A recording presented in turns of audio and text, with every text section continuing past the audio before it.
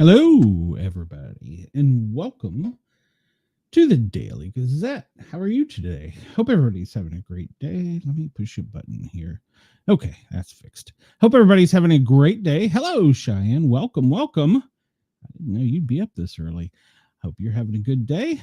Well, it is a good day here in the Sportcat studio. Um, it's always a good day here in the Sportcat studio. I've got lots of breaking news for you and lots of interesting things. So we're going to dive right in unless anybody has any questions, comments, queries, or I don't know, anything else.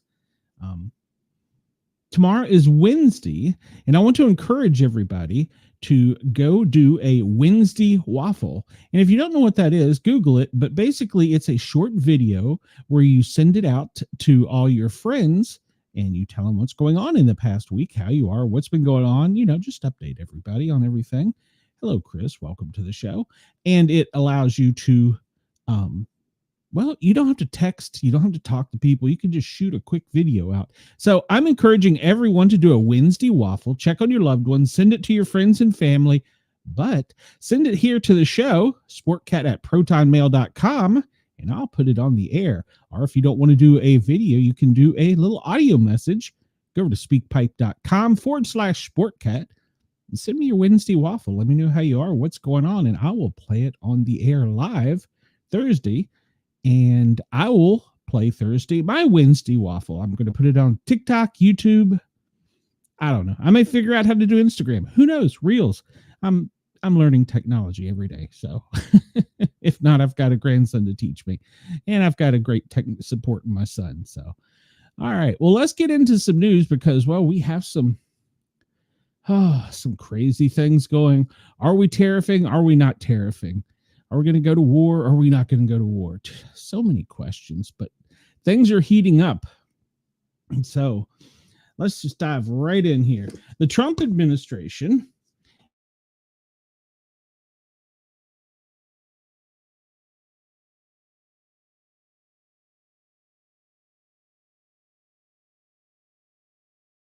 is threatening to double tariffs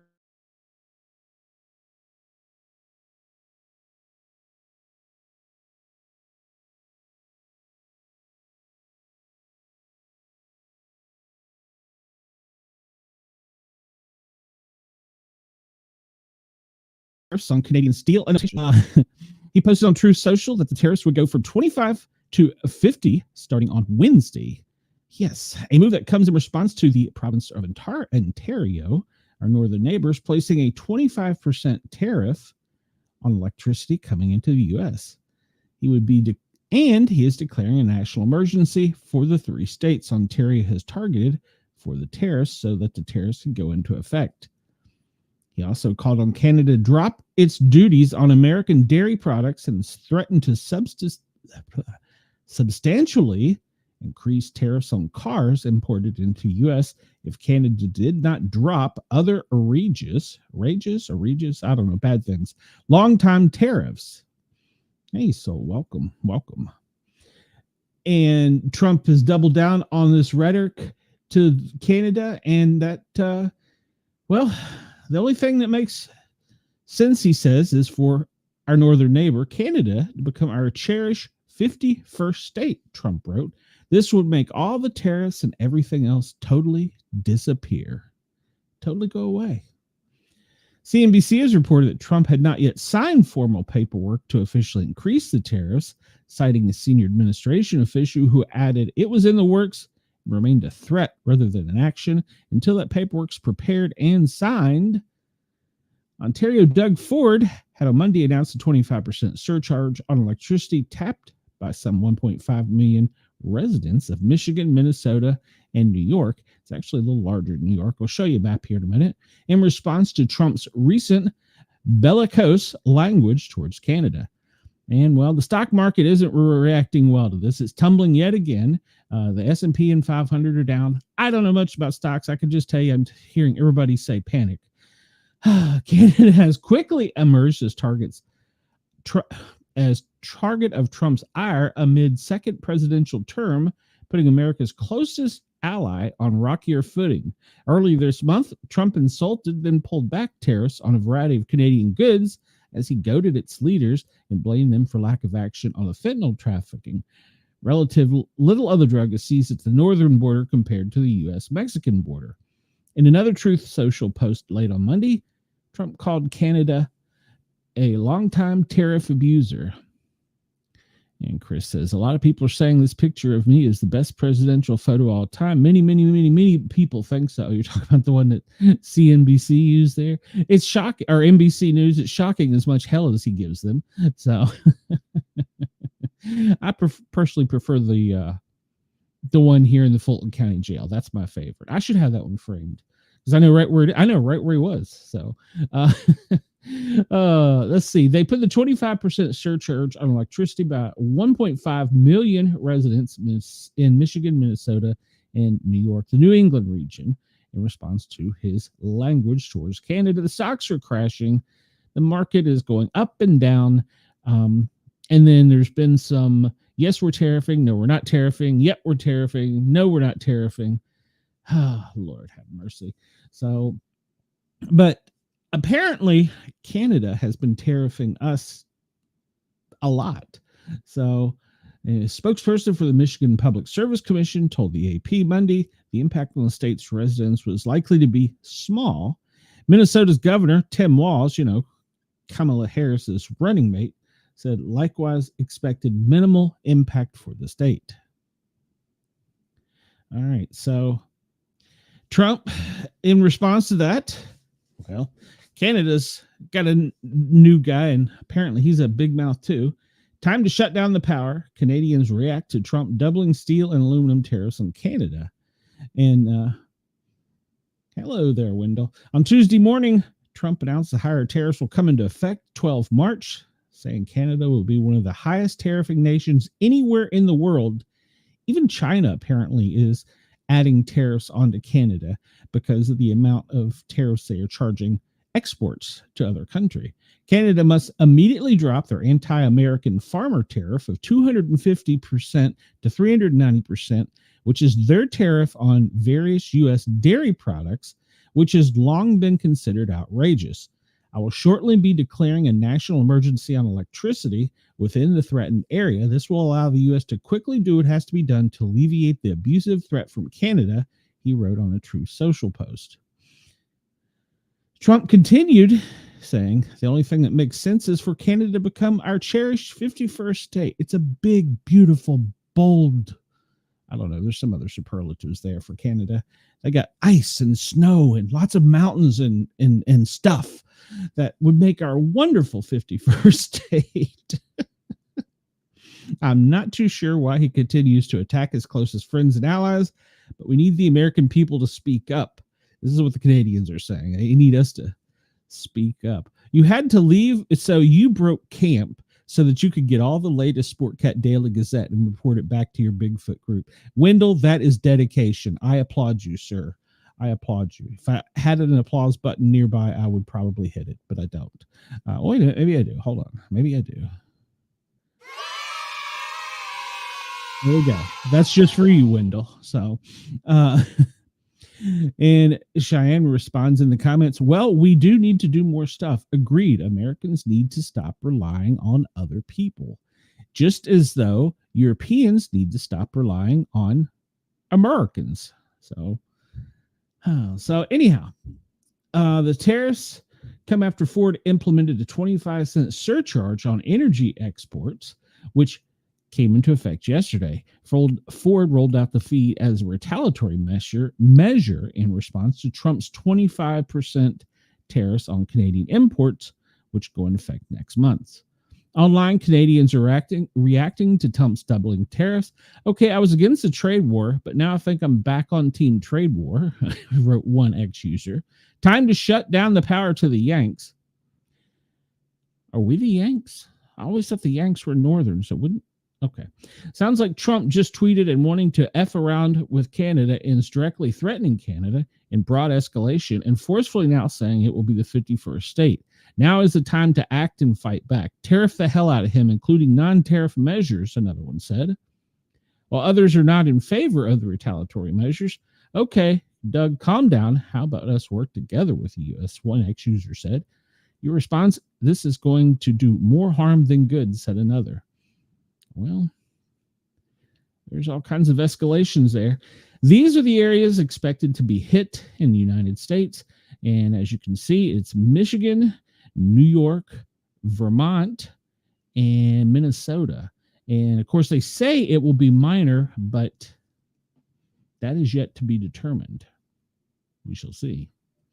So another beautiful photograph of Trump on Unilad.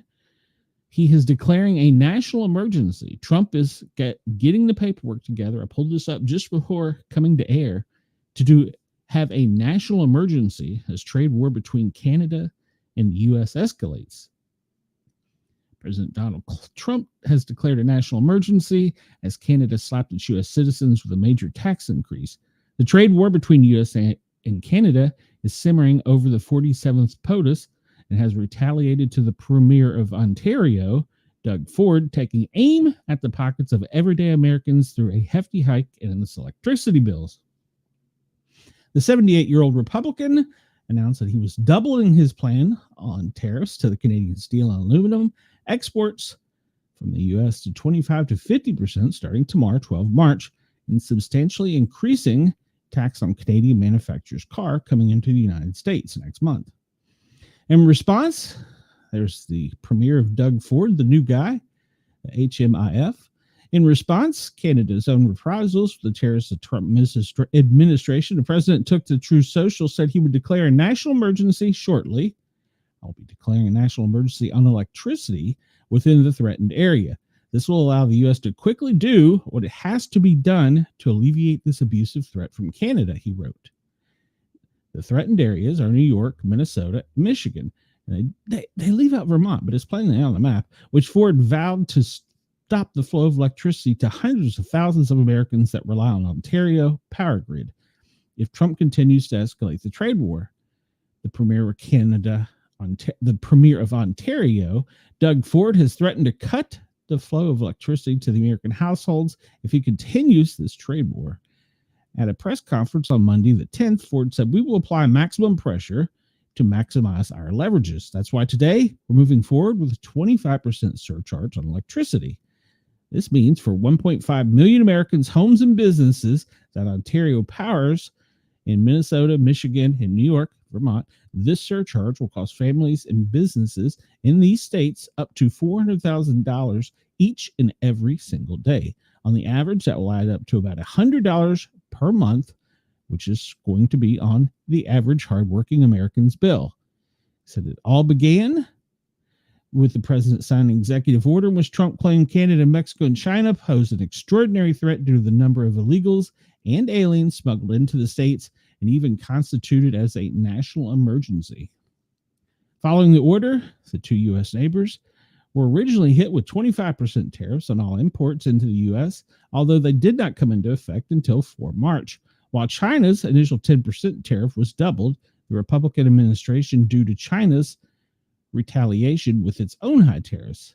Truth Social on Trump's Truth Social post continued, if they continue the long-time tariffs are not likewise dropped by Canada, I will substantially increase again on April 2nd the tariffs on cars coming into the U.S., which will essentially permanently shut down the automobile manufacturing business in Canada.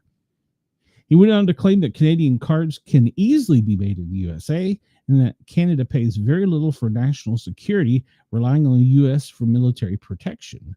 The 47th president went on to push his administration plans of incorporating Canada into our cherished 51st state, a big, bold, beautiful state. This would make all the tariffs and everything totally disappear. All right, so this is really escalating because right now they're signing paperwork at DHS that the Trump administration is going to require Canadian citizens staying or having stayed within the United States longer than 30 days to register with the government. Okay, so now we're posturing. This is tensing up a little bit. Measures not necessary at the moment, but the Secretary of Homeland Kristi Noem said they can unilaterally change the rule the outlet ordered. The measure, expected to go into first April 11th, comes shortly after President Donald Trump escalated his trade war with our northern neighbor, further saying he doubled tariffs on steel and aluminum. We said that. So, and the decision from hello, Harley, welcome. And yes, Cheyenne, they don't have a choice. And that's what my next point. Hello, Harley, welcome. I'm glad you're here. Said that this April 11th, we're going to start registering Canadian citizens. We're posturing now. So this is going on to talk about everything we just talked about. But the main thing, the crux of this, is that we're going to start requiring Canadians register in the United States. Next will become Canada doing the same thing. And then after that, our diplomats will leave each other's countries. And with the national emergency, Presidential Powers Act, he could essentially go take over those power plants that operate and send electricity into the U.S. That would be a military operation. So we're beginning to posture a little bit here. I'm not saying we're going that far. I'm hoping this only lasts a day or three, but the posturing is starting, and these politicians are serious about it. So we've got a hardliner in Canada, and we have a hardliner in the United States. I do agree we don't need to be reliant upon another country for anything, much less our electricity to the States. So whatever measures a president has to take to secure the safety and security of American citizens, he can and will do. So just heads up, we're not on the street yet, but we're on the alley looking at it. I don't normally Harley, but this is the headline of the day. It's the one going abuzz everywhere because, well, we're tired of being screwed with as Americans, and so it's going to be on a roll here soon. So, like I said, I don't know that we're on that path yet, but if we're requiring starting in April for the citizens to register, we may not be on that street, but we're on the alley about to turn down that street. So everybody keep your heads on a swivel, buy any stocks. This show is designed to say how we lived to survive another day, unlike all the other podcasts that are saying that we're all going to die tomorrow. But yeah, this is going to get intense, and I don't see either of them letting up. So, all right, well, we'll get back into our normal waters with the FEMA daily operations briefing for Tuesday, 11 March, 2025. Yeah, we're definitely not in a great neighborhood at the moment. So, but, you know, as one person in politics said, Canada doesn't really have, Greenland doesn't really have a military. You know, essentially we could release the woolly mammoth mouse and let it take over, and then we just come in behind it and clean up. We kind of bolster the Canadian forces. So, it could be so ugly. Let's hope it doesn't get ugly, but we got to do what we got to do to protect American citizens and national security. All right, so we're going back to the daily operations briefing from FEMA. This is the same briefing that the president receives, except we don't get the secret squirrel shit that they do. And I wish we did, because it would be so much funner. So the national current operations, new and significant in ongoing operations. They say there are none. They are monitoring heavy rainfall in California, heavy snow in Sierra Nevada, and of course, critical fire weather, which will be spreading with low humidity across the South later this week. And they have declared 3 amendments for disaster. Yes, I want the secret squirrel shit too. Well, I imagine somewhere on this document down here in this category would be the words Canada power grid. just me thinking out loud. I imagine that's on the real one. All right, so for our national weather forecast, as we talked about, lots of rain on the West Coast, which is good for them in one way, bad in another, but they do need the rain. And up in the higher elevations, In the Cascades, Sierra Nevadas, there will be snow. It appears that'll be pretty much good snow there. Yes, and we would like the Epstein list and the Diddy list, please. So there's a high in the center of the country coming down from Canada that's pushing a low down into the east, and that's going to draw that weather straight in and down to us. And those winds and storms we experienced last week, well, it's going to happen again this week, and it's going to be a tad bit chillier. So and expect the storms and winds to be significantly higher. Wednesday, the snowfall is going to extend further into Idaho and Wyoming, and then the rain and severe weather is going to extend through Texas, starting to creep along the south in the Mississippi, Alabama tornado corridor. Wendell, if you're out in the woods Wednesday, be weather aware. Have a weather radio with you at all times.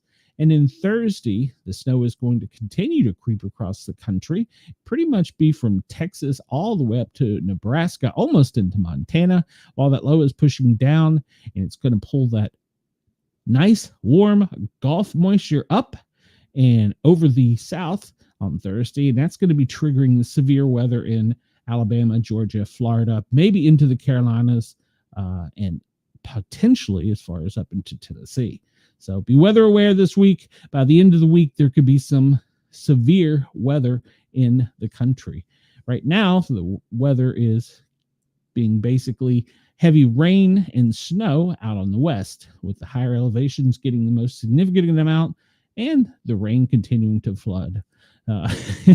Yeah, we don't really want the storms anymore. I had enough of them last week, so. But it looks as though on Tuesday, it'll be higher. The high is going to be pushing across with the low. Hasn't quite tapped that weather yet, so the humidity will drop. So it's going to cause fire weather. Also, just in front of the storm that'll sweep across the south. So the fire warnings are already high in the Midwest and the Great Plains, and that will extend eastward and even to the south where, well, guess what? Yeah, it's fire season. Has anyone ever noticed how with the rainfalls, it'll flood in the Californias, then the following year it'll flood like in the middle of the country, then the south gets the floods in the northeast, and we get a little break, and it's all circular. It all comes back around. So yeah. Yes, we don't want the fire weather either, unfortunately, but it's going to be something we're going to have to deal with. Hopefully there won't be anybody burning or making s'mores, which is what they're reporting. And I'm with Denise. I don't know that I buy the story, but supposedly, I'll pull the story up if we've got a few extra minutes today. Supposedly, a lady was making s'mores, and that's what started the fire on Long Island. I don't know if I buy it, but hey, a woman also set the fire in Carolinas as well. So she was just burning her yard waste. All right, so as we were talking about the snowfall forecast, I don't want to get made too much fun of by that sports show, so we'll continue on with the snowfall forecast. Is higher in the greater elevations, Cascade Mountains, the Mount Rainiers, extending over into Boise, all the higher elevations in the Sierra Nevada and those mountains. Can expect some significant snow, maybe even a little thunder snow. I love that name, those words, thunder snow. All right, so the extreme weather today for fire conditions is down in New Mexico. Is that New Mexico? Yeah, in Texas, extending up to Arizona. And tomorrow it's basically going to stay in that same spot and grow larger because of the drier humidity. So I didn't say that right, didn't I? Yeah, no. Yeah, New Mexico, Texas. Yeah, New Mexico and Texas is where the fire weather alert is. Today is critical. Tomorrow's basically going to be that same area, just increasing throughout the whole state. Hazards outlook. That's a lot of little squigglies. And I don't understand all the little squigglies, but basically it says the same thing. It just draws a circle instead of having nice colors. Oh yeah, by the way, no hazards in Alaska. I didn't look for Hawaii. We always leave them off of the map. And they're one of our states. Would we leave Canada off the map? I don't know. Asking for a friend. Or would we just draw them down and in? So, Listen, well, we have them on this map. We have all of them: Hawaii, the American Samoas, Guam, Commonwealth of Northern Maria Islands, in Alaska. So, all right. So FEMA is monitoring those conditions. There are currently still 12 rehousing districts, which are located in Tennessee, West Virginia, Kentucky, and the Carolinas. And they're working with 28 groups to non-supported emergency things. And those are usually projects like the Red Cross or people bringing in housing supplies, like building supplies, stuff like that. Cheyenne says that would be some shit to happen here. Yep. Yeah, well, y'all don't make s'mores in West Virginia. Y'all put moon pies on a stick or something, don't you? So, so that's what they're monitoring. There's currently no ongoing emergency operations, and they're staffed and ready to go. And we don't see anything new for the damage assessments that they've done previously, and nothing new for declarations. But they did amend the Kentucky one to add 9 counties. What did they add? 13 counties for Kentucky for public assistance and direct federal assistance. And in West Virginia, they added 2 counties for individual assistance. And this is the public grant. Cheyenne says, we just make moonshine and meth. Okay. There's a country and western song there somewhere, moonshine and meth. Public assistance grant activity that breaks it down by region. And so far I still don't understand this. We're 5 years post COVID, and the public assistance grants in certain regions are 5 million, 1 million. I don't understand that. We're 5 years away from this. I don't get that. So, all right. And this is just further breaking it down. They didn't have a lot to report today, so they put stats and stuff in there that are just basically expressing the same things. So that is your FEMA daily outlook. You can get this every day. It's a public document from FEMA, and they publish it every day, supposedly Tuesday at 8:30 a.m., although that's not true. Doesn't come out at 8:30. Sometimes it comes on right before I come on live here at the show, which is at 1 o'clock, 1300 Eastern in the United States. Corruption is slow to stop once the ball starts rolling. You are so correct. So correct. All right, so President Trump's schedule, we know he is up and about. Currently, he has just completed lunch with the vice president, and there's a press briefing going on in the James Brady press briefing room. And the president will depart the White House and route to the Business Roundtable office on the South Portico. And once he arrives there, I guess he's going to have some remarks at the roundtable for the quarterly meeting with people. He's meeting with the CEOs and presidents of large corporations that are currently in the United States. I think after that, he will hold some press briefing comments or some press conference. He's going to answer questions to the media and probably smack down NBC and the Washington Post again. And then from there at 6 o'clock, he returns back to the White House, where I'm sure he'll go and get updated on the daily news.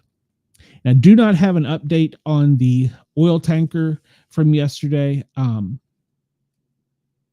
They are still looking at it as it could potentially be something other than a mere accident.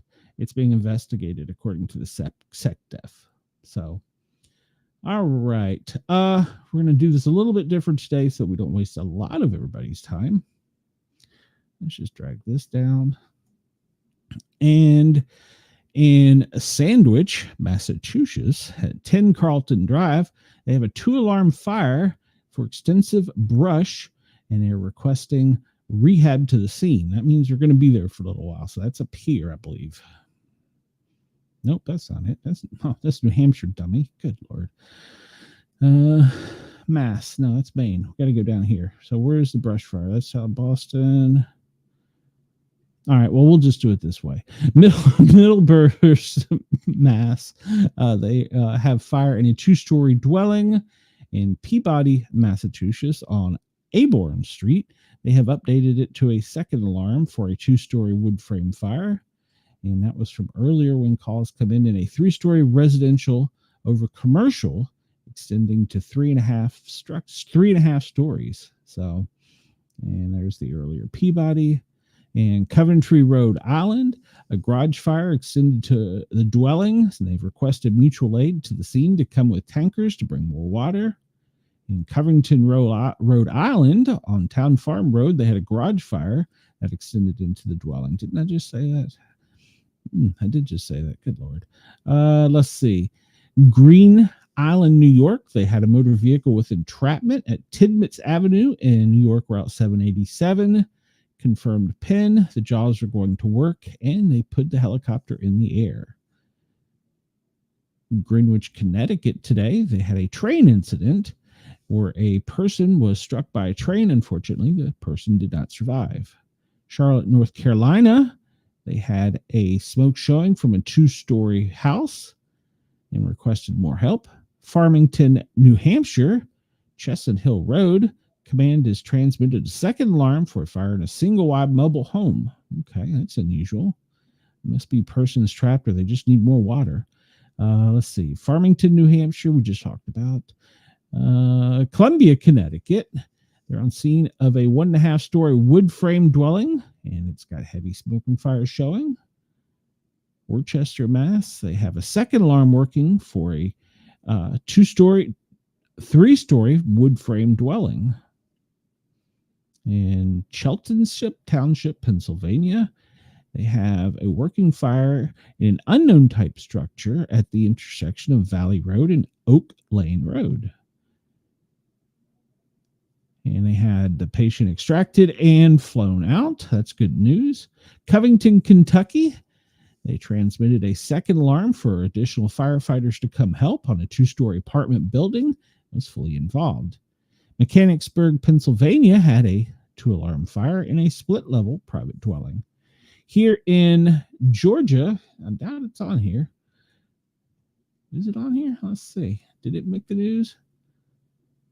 Let's see. Working fire on Main Street. And this was not far from me. Mountain Industrial Boulevard fire and a laser printing machine that extended into a commercial dwelling. My old fire department down in Union City, Georgia, way down here, had and it's not on the map either, in Union City, they had a two-alarm fire this morning. It was an apartment complex that was right around the corner from the fire station. They had to call for extra alarms because of the air conditioning units on top of the apartment building were collapsing into the building. Poor building code. All right, we're going to go to the current weather map. I always use the GMA one. It's publicly available, and you can pull it up. GMA stands for Georgia Emergency Management Agency, and their site is usually pretty good in giving us the most recent radar and where all the different earthquakes, alerts, and weather things are.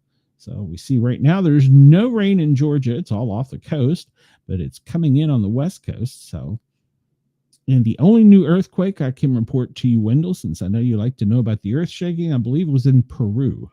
So it wasn't in America. That I can tell you. Let's go down to our friends down under and look at their radar in Australia. Australia is still feeling the effects of the cyclone, Alfred, and they are dealing with residual flooding, but there are still some rain squalls and showers that are moving across the continent, especially on the Gold Coast area of the island, where they're most concerned with flooding. Some people are still trapped in, I don't think the number is as high as it was, but there was probably around 100,000, I think it was 250,000 yesterday, without power. They're working to restore it, and there's people still in their homes, and they've got schools and businesses closed down. So that will probably be for the next few days until it dries up there.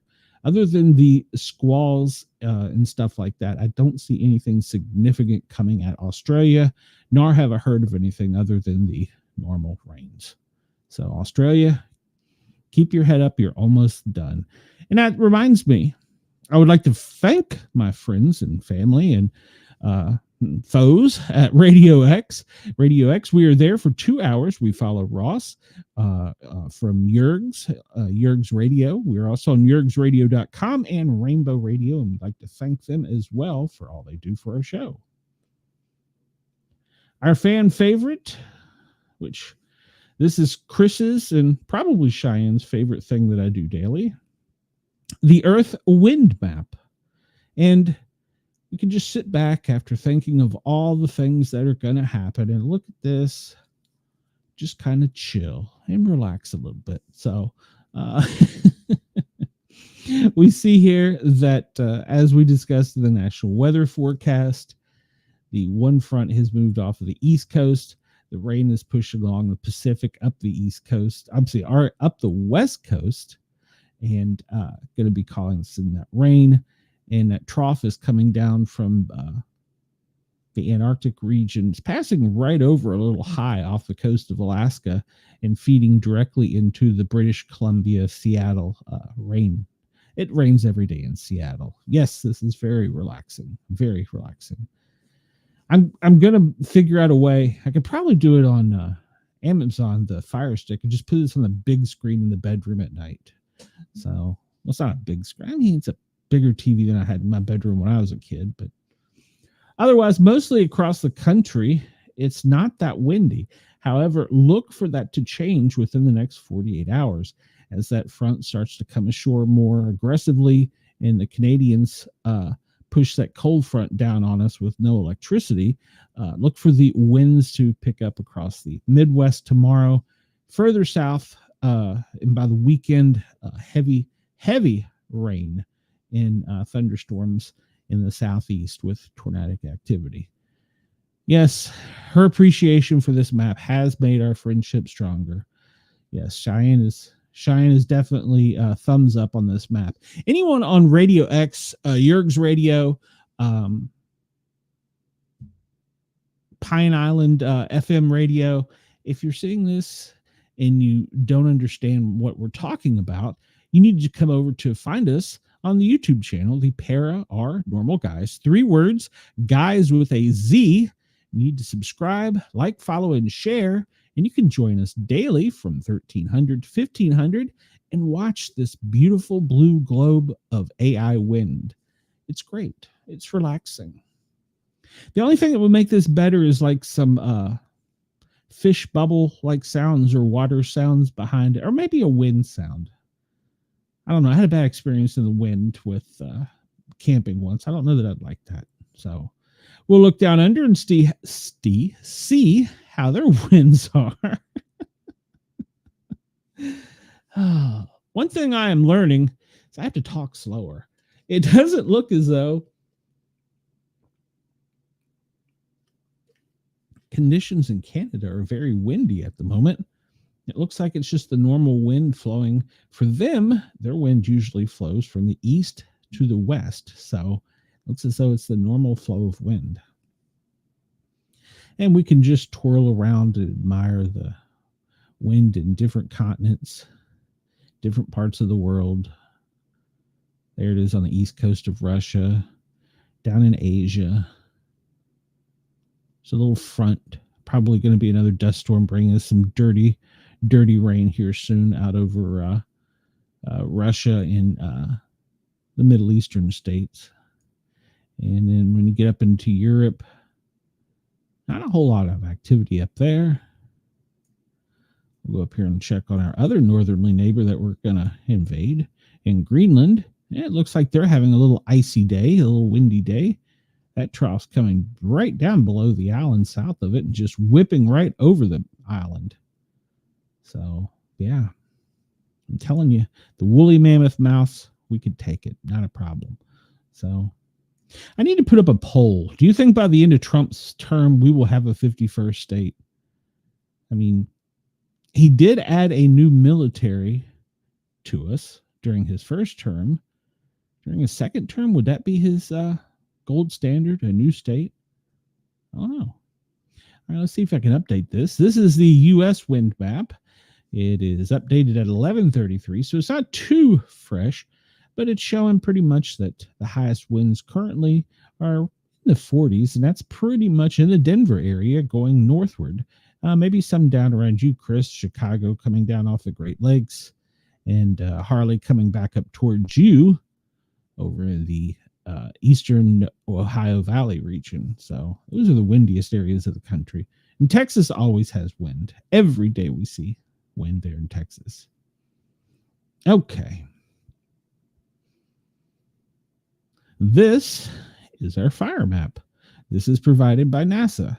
Now remember, the little dots that we see here are from satellites looking down saying that these could be fires. These are not confirmed ones. Not all of them, at least, are confirmed as of yet.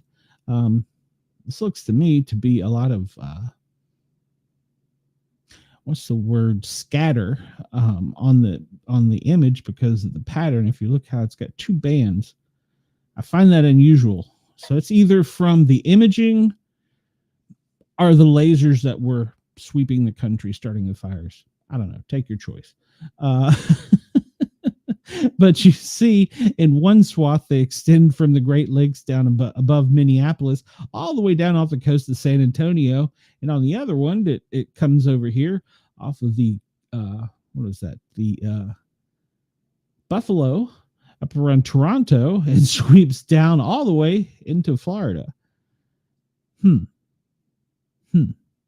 The confirmed fires are the ones in orange that they're definitely working on.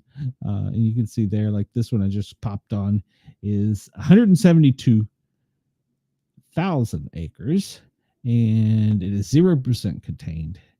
And that is in Mississippi. And Wendell, it looks like the fire down around you was extinguished. And see, these are just the latitude and longitudes of fires that they suspect, but they haven't confirmed yet. It's a whole lot of them down that little swipe, isn't it?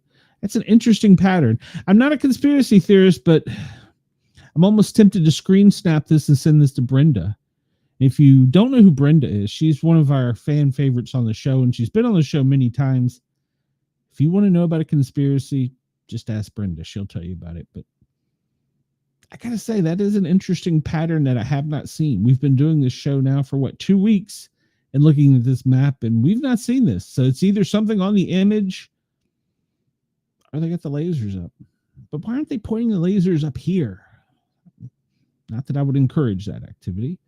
So the fire critical areas are in Texas, New Mexico, over extending into Missouri, down along the lower border there in the Ozark Plateau. And then tomorrow they will sweep pretty much across the south, down along the southeastern region where the lasers are aimed. So interesting. I've really kind of, that blows me away. Every now and then you see a radar image where you can see the actual radar. You know, there's so much rain or fog or snow or whatever. I'm just wondering, this has to be particulates on the image. This has to be faulty data. It just doesn't look that bad. So, but there's nothing confirmed. This one, I mean, some of these could be building fires, but it would be quite a large building fire in Knoxville. That's a pretty large area of northwest Knoxville, so I doubt that one is. Yeah, I don't know what these are, but they're suspected fires that they will investigate. So maybe that's what it is. Maybe there's a lot of little red dots for people to investigate to keep jobs. Maybe. I don't know. I'm floundering at the moment. All right, so this is also a fire map. This one just shows us the smoke more than you see where the fires are, like we were discussing earlier. But this one I wanted to bring up because of the smoke map. The smoke is now going to be extending up and towards the Great Lakes, the Ohio eastern region, extending probably into the northeast by the end of the week. But all that dirty rain will be in those areas of the country later this week. So pay attention to that. That is, the brown areas is where the smoke is drifting and wafting to. Chris, you're having a bad smoke day. as we pull up the interactive map of air quality from air.gov, also free, you can go there and check it out yourself. It's no big deal. You can see that pretty much from Chicago, the Great Lakes region, down throughout almost to the Gulf of Mexico, the air quality is moderate, and that is a lot of where the smoke was that I just showed you. And of course, over on the East Coast or West Coast, it's in the traditional areas, LA, San Diego, Reno, up towards the Cascades a little bit, Seattle, and there. But Cheyenne and Chris, you're having a moderate to severe air quality day. Extends all the way over to Washington, D.C., skirts the coast all the way up to Boston into New Brunswick. So in the worst area, the winner for today is down in Hattiesburg, Mississippi. That is where the worst air quality is today. They are the winner. Ding, ding, chicken dinner. Okay. Rather than pull up that map and look at everything, I decided let's shorten this a little bit and let's just look at the events list. This will give us a little bit quicker update, and we can go zoom in if we want to specifically look at one. But we'll start off with a biological origin attack. And in Australia, we talked about that yesterday. It was the suspected shark attack on a remote Washington beach where the surfer is still missing. They do not have on here an alligator attack from yesterday down in Lee County or Polk County, Florida. It grabbed the lady, drug her into the water. She was able to escape, but it ripped her life jacket off and had it stuck in its mouth. And all the first aid supplies were on the boat, and everybody jumped out of the boat and went ashore, dragging the lady ashore, so they couldn't get anything. And they were tourists. They didn't know where they were, which made conditions even worse. So it took a while to get her help. She did survive.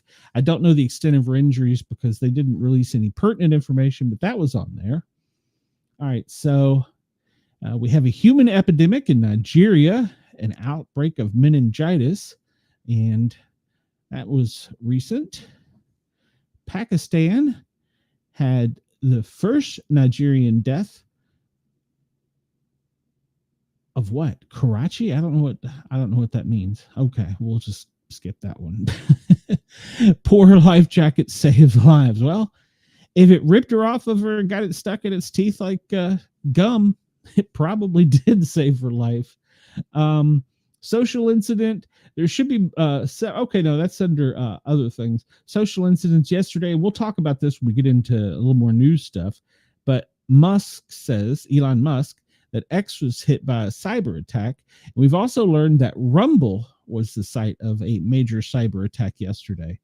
If you notice, the internet is smoothing.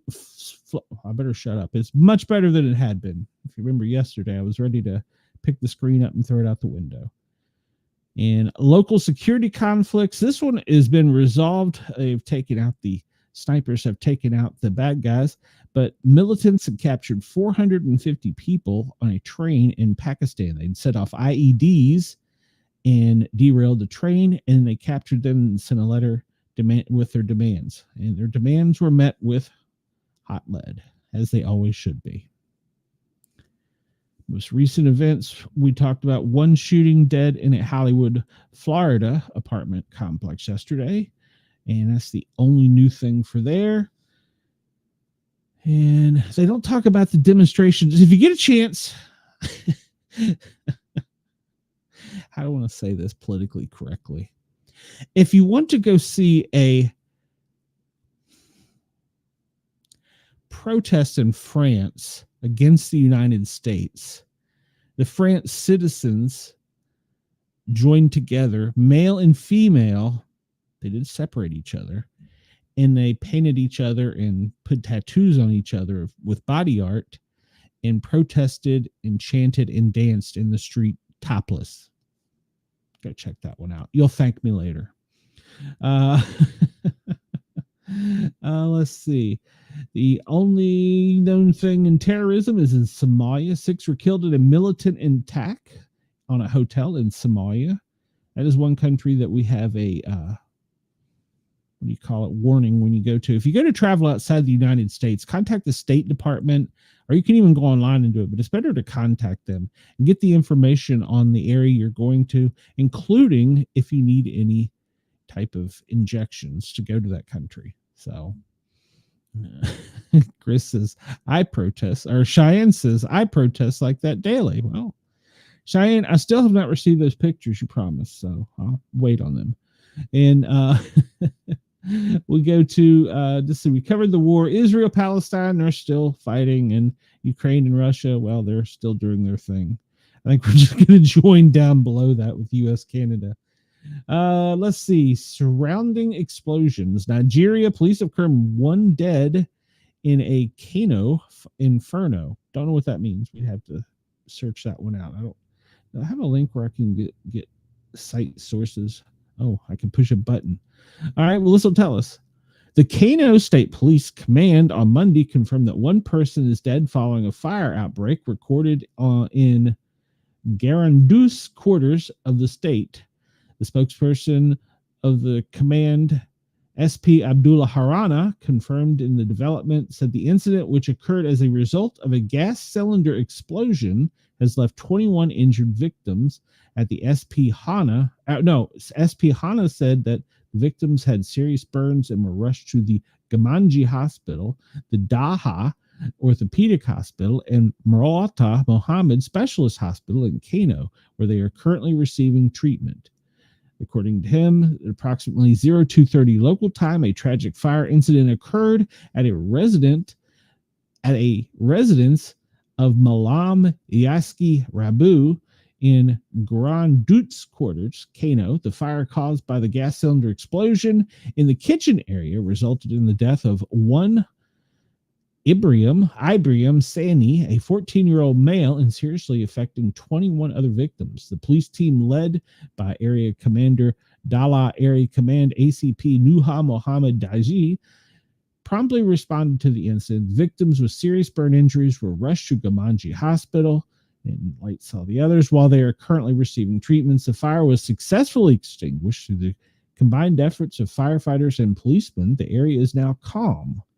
And said the swift response of the police and the fire services and the cooperation of the public helped the situation and is calming the family with the deceased, and they wish everybody a speedy recovery.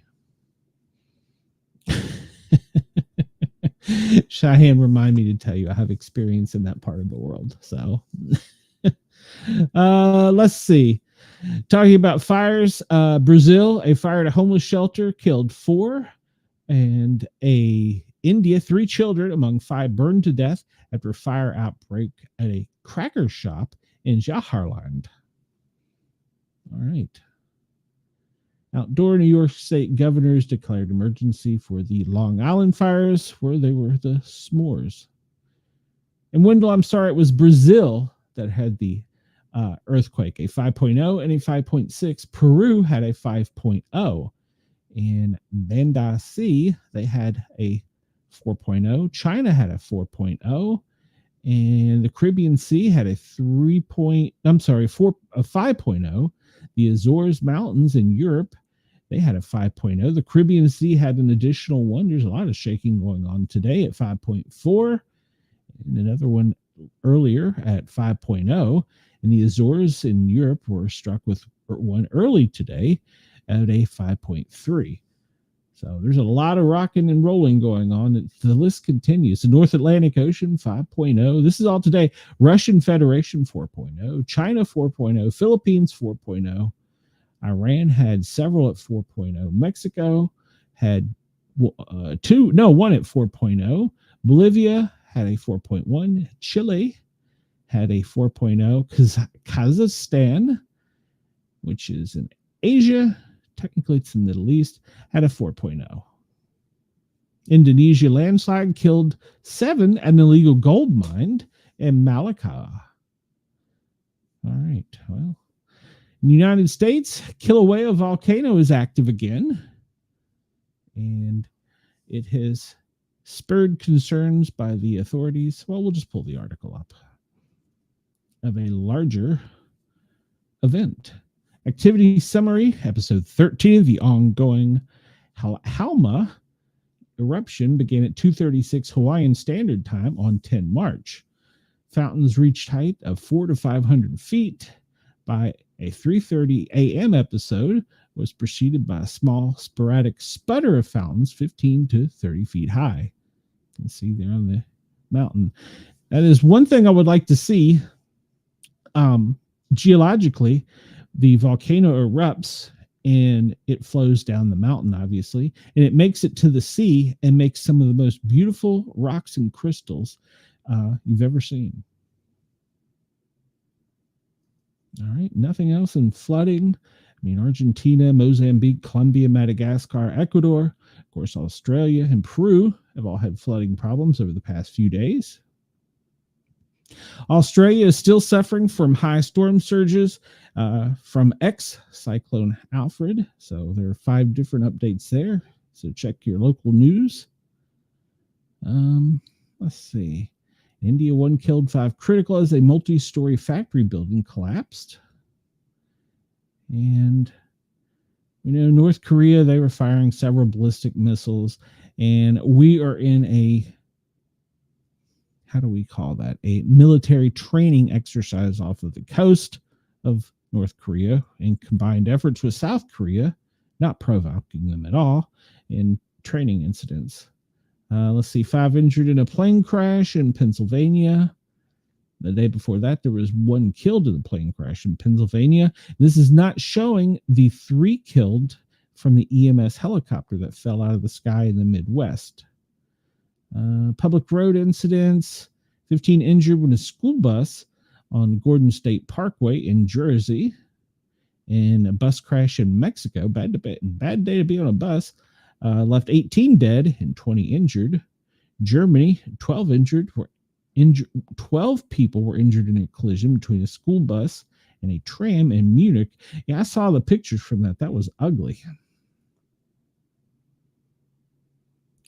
Let's see. In the Congo, a boat is capsized and 25 are dead. Many of them soccer players. Chris, do you have an update on that? And let's see. United Kingdom Port Chief says 32 casualties were brought ashore after the ships collided and caught fire in the North Sea. We'll have an update on that. I don't believe there were any fatalities. If so, there may have been one, but I don't. We'll follow up with that. I think that they had 1 missing crewman that they had pronounced, and then they found alive at sea. I think that's how the story went. So we have 2 cyclones. Nope. Relax, Australia. They are going to be in the Indian Ocean, affecting Asia, and the Mozambique. That's Ivan and Jude. Of course, we still have the drought in South Africa and Iran. It's always a drought there. So, and of course, Syria does as well. Extreme rainfall. Well, we know about Australia, but it's affected India, Ecuador, Bolivia as well. So, and parts of Canada have had extreme rains. Also, Ethiopia, Algeria, Sri Lanka. I don't know. That's in Africa too. Lesotho. It's not French. Lightning incidents, mainly in Sri Lanka, in Iran. Iran has, well, the Middle East has some awesome storms, but they're dust storms. So picture a rainstorm that's dust with lightning. It's pretty wicked. India's had some lightning issues. Kenya, it's always lightning issues in the South Africa. Thick fog. We had thick fog this morning here in the South. Let's see. It's nothing. Let's see. Colombia and China, Kazakhstan, we're all experiencing high storm or high flood, high fog areas today. And Finland is experiencing heavy snowfall and freezing temperatures. It's going to continue and return across Finland. Heavy storms in Romania, Uzbekistan, and Janga Bogo in Antarctica. Interesting. There's got to be snows up there. And of course, in the Russian Federation, and in Antarctica, it's all got to be snows. Probably snow in China. Definitely snow in Greenland. And Red Bluff Mountain. Yeah. We saw that earlier. So All right, so that's pretty much the events occurring around the world. Trying to think if I left any off what I saw during the headlines. I'm pretty sure that was it. Sometimes this is slow to update. We see, let's bring this up to date. This may not be current. We're looking at the power outage for the U.S., and it is showing that California is right now having greater than 100,000 out. It looks like it's isolated down into Kern County and Yolo County, maybe in Tehama and Trinity as well. But looks like it's isolated to those areas, and I'm assuming that's due to the heavy rain, probably landslides. Landslides, heavy rains, trees, that type of thing. All right, so we'll skip ahead a little bit and get to some Health and Human Services news. The Secretary, Kennedy, JFK Jr., directed the FDA to explore rulemaking to eliminate pathway for companies to self-affirm food ingredients are safe. In other words, he's asking them to govern themselves and make sure the food is safe. The U.S. Department of Health and Human Services and the U.S. FDA, the Federal Food and Drug Administration, are committed to promoting radical transparency to make sure all Americans know what is in their food. Cockroaches, mice, whatever. Today, as part of this commitment, Health and Human Secretary Robert F. Kennedy Jr. is directing the acting FDA commissioner to take steps to explore potential rulemaking to revise the substances generally recognized as, quote, safe, GRAS, is what the acronym in the government is, final rule and related guidance to eliminated the self-affirmed GRAS pathway. In other words, they're asking them to take the bad stuff out. This will enhance the FDA's oversight of the ingredients considered to be GRAS. It's an acronym. I'd have to look it up, but it's probably something about bad stuff, and give transparency to the American consumers. For far too long, ingredient manufacturers and sponsors have exploited a loophole that has allowed new ingredients and chemicals, often with unknown safety data, to be introduced into the U.S. food supply without notification to the FDA or the public, according to the Secretary. Eliminating this loophole will provide transparency to consumers, help get our nation's food supply back on track, ensuring the ingredients being introduced into the foods are safe, and ultimately make America health again. No, Chris said he didn't know that. I'm not sure what you were talking about, Chris. Sorry, I was reading. And he said, this is why I watch that show. Please like, follow, share, and subscribe. Thank you, Chris. Everybody needs to hit that thumbs up button, hit that notification bell. If you want to buy me a Mountain Dew, I'm only operating on one today, which is rare. Usually it's a minimum of two. But RFK Jr. is just demanding that they're going to take away Mountain Dew. I know they are. But he's asking them to start with self-regulation, which I'm going to assume with this transparency will eventually... Oh, Chris was saying about the soccer players. Okay. Well, Chris, if you have a further update, since you're my soccer aficionado, you could tell me about it. But this will make the food manufacturers say not only is it yellow dye number 5 or blue dye number 4, whatever, they're going to have to say, well, that blue dye makes your kidney pea green or whatever. So it's going to make them start self-governing for more transparency on American foods. If they can't justify its use, well, then it's got to go. So my Mountain Dews may no longer be yellow. They might be clear. Hopefully they'll taste the same, but we'll see. We'll see. They're probably going to totally outlaw my Blue Dew. A friend of the show tells me that the Blue Dew is got little boy penis in it. I don't believe her, but whatever. I love the Blue Dew. Got to have 2 a day, minimum. All right, this is an exclusive from the Daily Wire. The Alliance Defending Freedom demands answers on Biden administration censorship.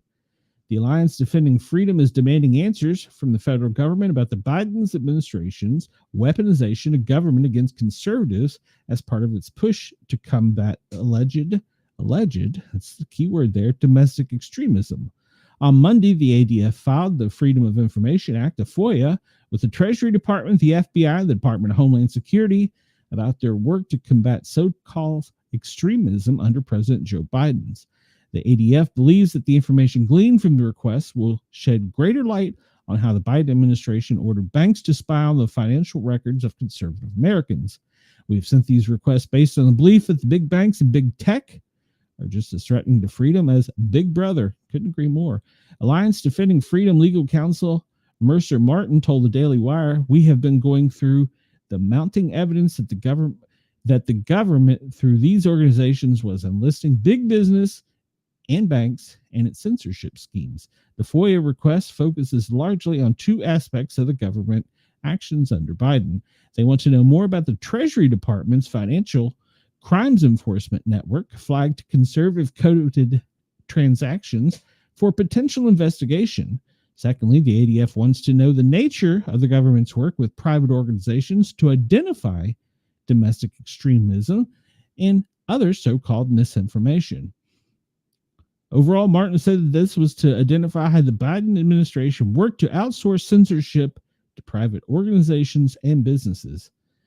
The FOIA is filed with the Treasury Department to seek information on their censorship with private organizations, purportedly to combat domestic violent extremism and the government's warrantless surveillance on Americans' private financial information. It was previously revealed that the top officials from the financial centers ordered banks to comb through customer data if terms like Trump or MAGA were used in transactions. Sounds a lot like Operation it starts with an E.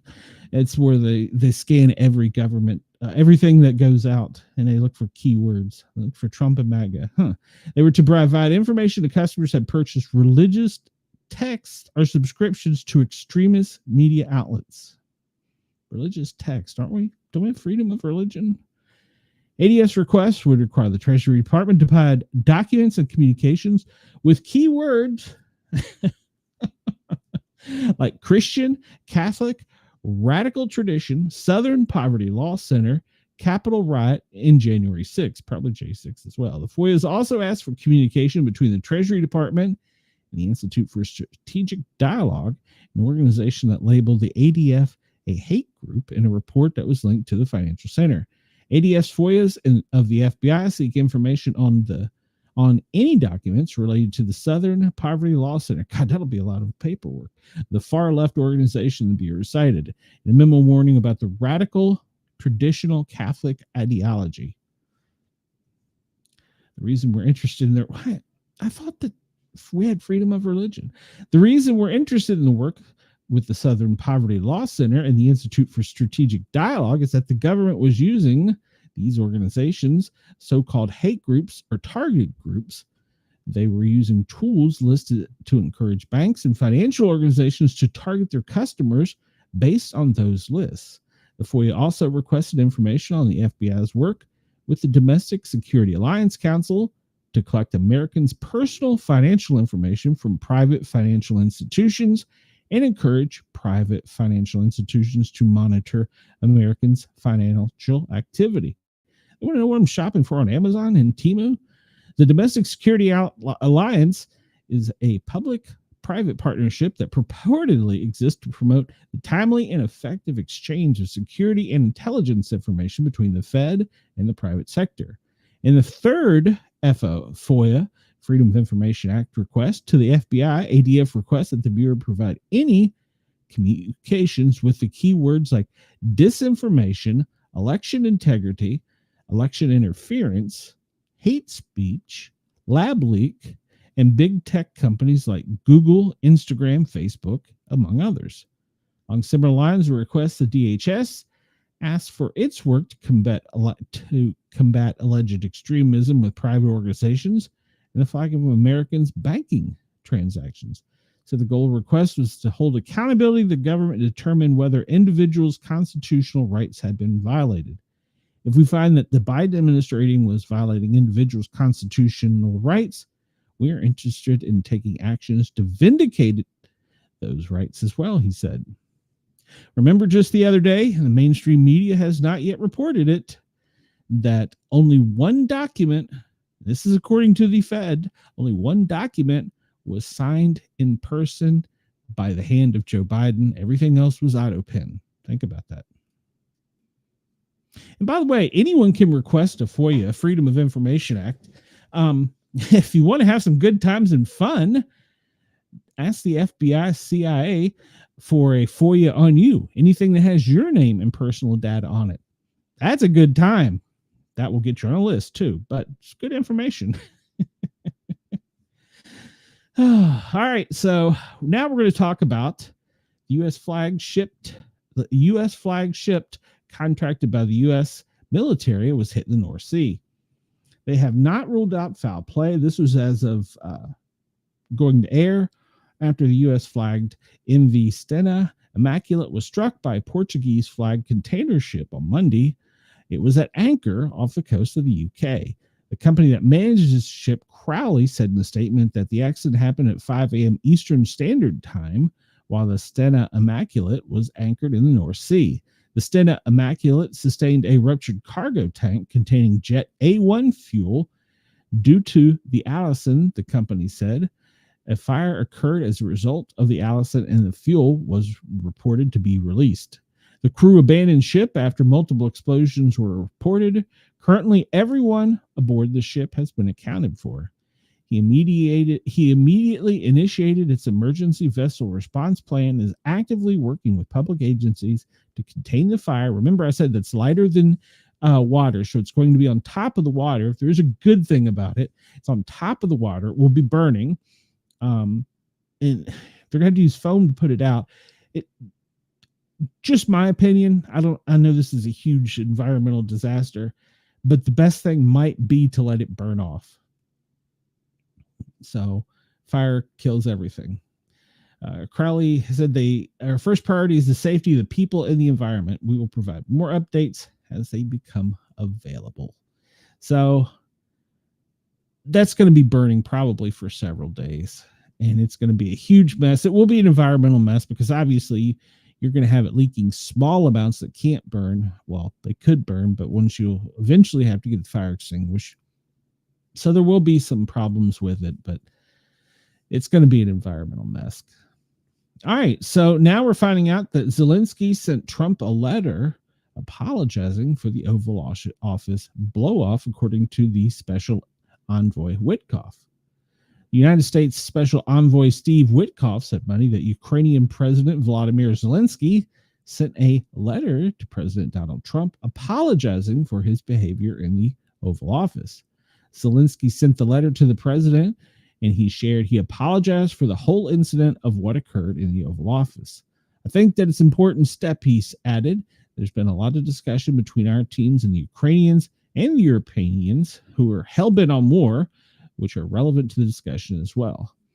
His comments build off Trump's revelation during his joint address to Congress last week that Zelensky had sent him a letter following the contentious Oval Office scene, but Trump has not revealed that Zelensky had apologized to him at that time.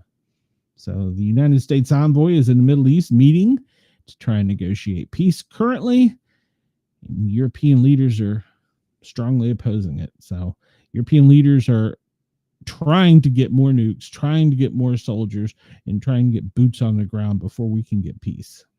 So we are working at this time diligently to get peace between the two nations, just as we're trying to get peace between Israel and Hamas.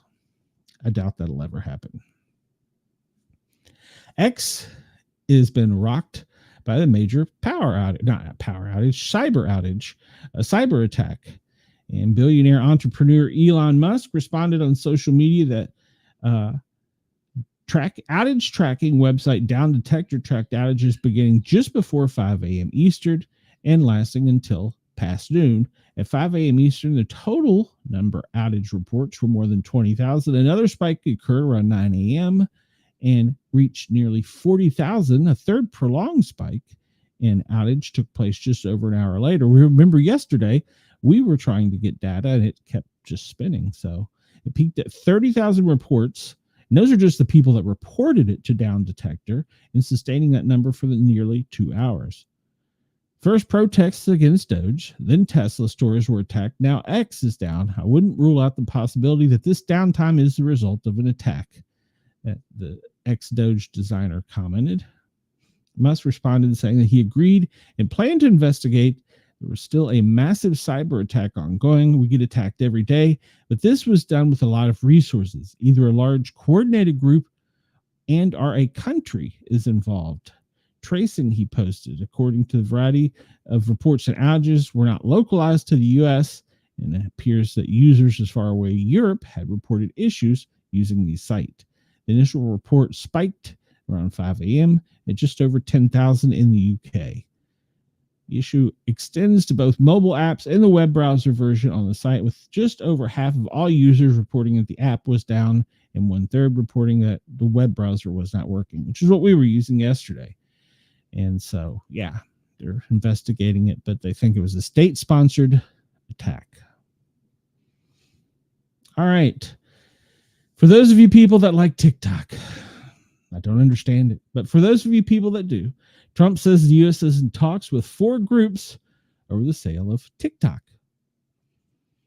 A U.S. law which ordered TikTok to divest from Chinese ownership by ByteDance or be banned in the U.S. Sunday asks if there's a deal. Asks on Sunday if there was a deal. TikTok to reporters, he said it could be. We're dealing with 4 different groups, and a lot of people want it. And it's up to me, he said, aboard Air Force One. All 4 are good, he added, without naming them. The law banning TikTok took effect 19 January over concerns that the Chinese government could not exploit the video sharing platform to spy on Americans to covertly influence the U.S. public opinion. TikTok temporarily shut down in the U.S. It's actually no longer on new. If you have Google and you update and buy a new phone, it's not on there. You have to manually go find it. Suspended the implementation for 2.5 months. In other words, he suspended the law, enforcing law, for 2.5 months, beginning in his second term, trying to seek a solution with Beijing. TikTok subsequently restored service in the U.S. and returned it to Apple and Google Play stores later in February. Potential TikTok buyers include the People's Bid for TikTok, launched by real estate and sports tycoon Frank McCourt, Project Liberty Initiative. Others in the running are Microsoft, Oracle, and a group that includes internet personality Mr. Beast, whose real name is Jimmy Donaldson. TikTok does not appear overly motivated regarding the sale of the app. Trump attempted to ban TikTok in the United States on national security concerns during his first term in the White House. All right, well, that's our first section of news. And we've got about 40 minutes later. I still have some stories for us. Cheyenne, your favorite section of the day. Sports.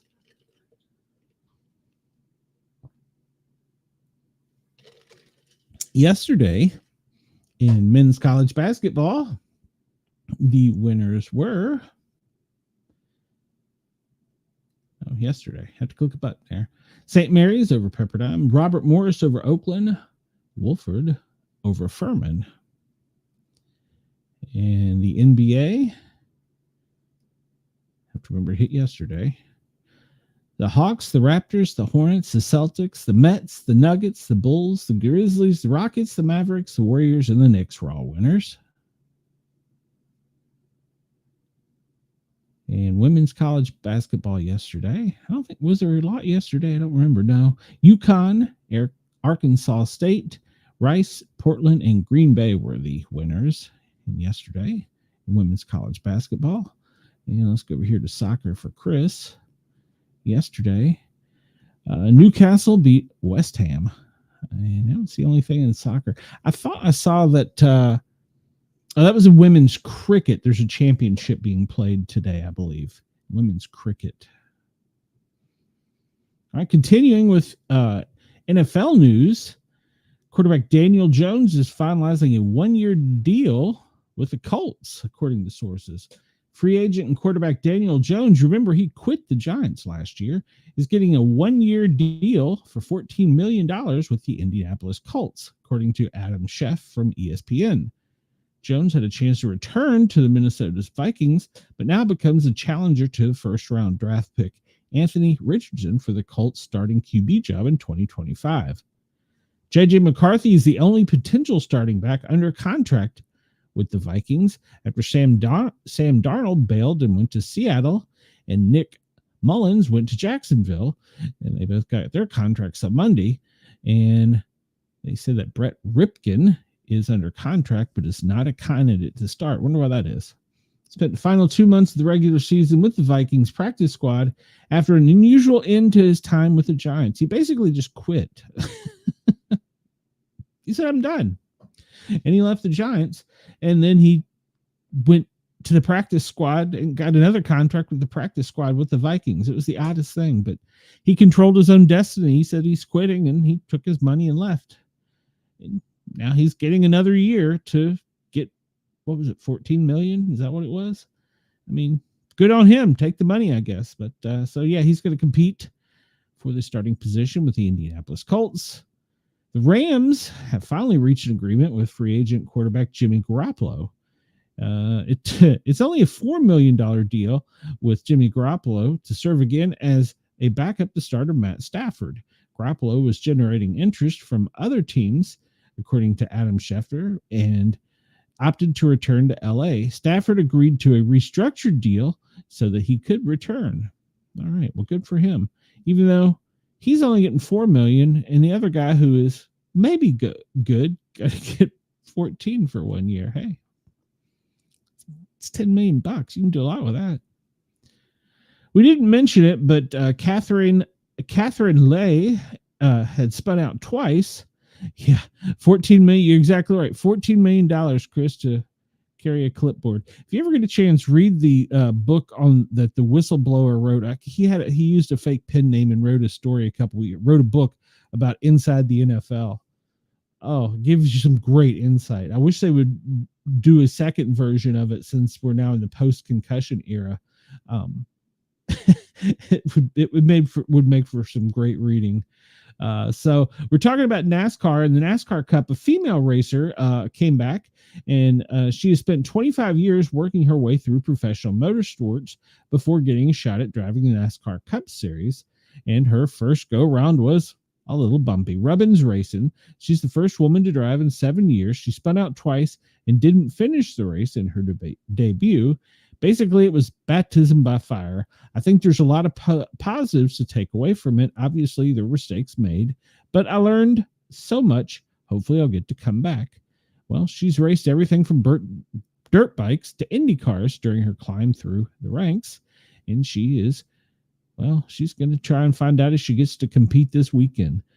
And let's see, where are they this weekend? I have to look it up, but she will be trying to get into a car into the race. So she said that she was so loose that she was just hanging on, kept making adjustments to the car, and just wasn't stable. And at the end, well, she spun out twice and wrecked.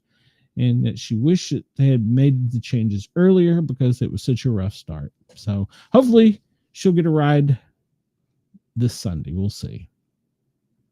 And also, I read an article about motor car Barbie, and apparently she is a celebrity in the road and track world over in Europe, and she is starting Indianapolis e-racing. I think it's a great idea to do Indy racing. In fact, I believe in a couple weekends they're going to be road racing in Miami, and I wish it was televised. I would like to see that. So it's basically smaller Indy cars with electric engines. They don't get up to almost 200-300 miles an hour, though. So, in more NFL news,